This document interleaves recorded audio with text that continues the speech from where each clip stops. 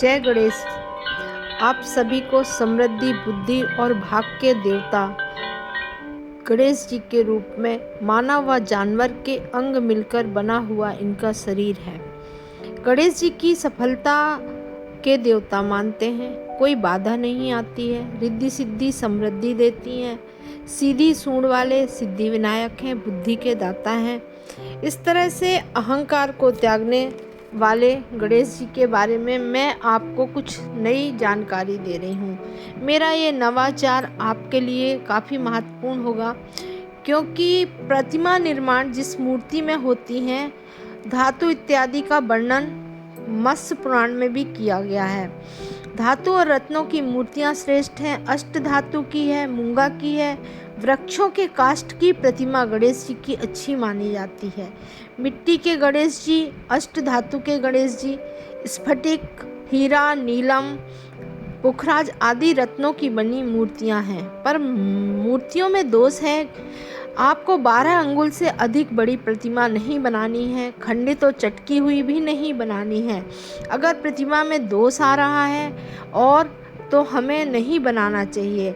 इसलिए प्रमाण से अधिक बड़ी या जो आप वृक्ष यूज़ कर रहे हैं वह वृद्ध नहीं होना चाहिए। हिंसक जानवर वाले वृक्षों की काष्ठ का प्रयोग या लकड़ी का प्रयोग नहीं करना चाहिए। ना ही तो बड़े होना चाहिए अंग, ना ही छोटे होना चाहिए। 3 गणेश नहीं होना चाहिए। तुलसी की कोई भी चीज़ प्रयोग नहीं होना चाहिए। और आभूषण आदि माला जो आप पहना रहे हैं उस पर भी आपका ध्यान ज़्यादा नहीं होना चाहिए। इस तरह से मिट्टी के शिवलिंग मान हैं। वहीं पर मंडन ग्रंथ के अनुसार प्रतिमाओं के लिए मिट्टी या क्ले का प्रयोग शास्त्रों में वर्णित नहीं मिलता है। मिट्टी के रूप में गणेश जी की प्रतिमा में 12 जड़ी बूटियों के रूप में आप इन पत्तों को सम्मिलित करिए। यह एक नवाचार मैंने किया था। इससे बहुत सुखद और अच्छे परिणाम आए, जिसके अनुसार हम 12 से ज़्यादा पत्तियों का उपयोग गणेश की प्रतिमा निर्माण में करते हैं तो हमें बहुत सारी बीमारियों से मुक्ति मिलती है।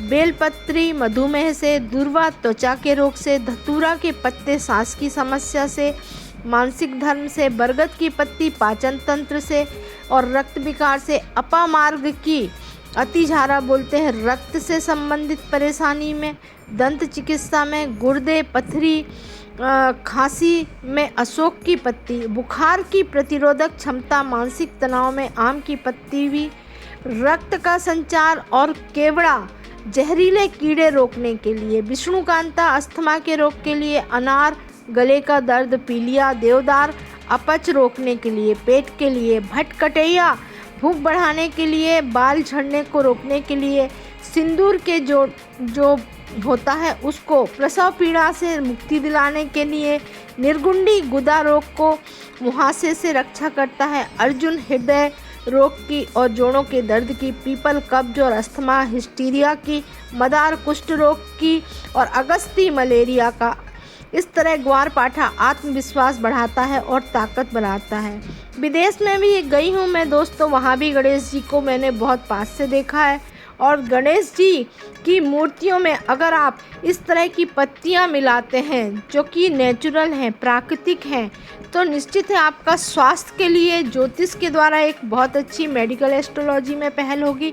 आप इन पत्तों को चढ़ा भी सकते हैं गणेश जी को, और इसके आसपास रहने से हमारे जीवन में एनर्जी आती है और इस तरह से बहुत सारी बीमारियों से भी हम बच सकते हैं। इसलिए मैंने नवाचार के रूप में इन पत्तियों के प्रयोग को विशेष महत्व। गणेश जी बुद्ध के देवता हैं, बुद्धि के देवता हैं और बुद्ध हरियाली से संबंधित है, नए नए विचारों से संबंधित है।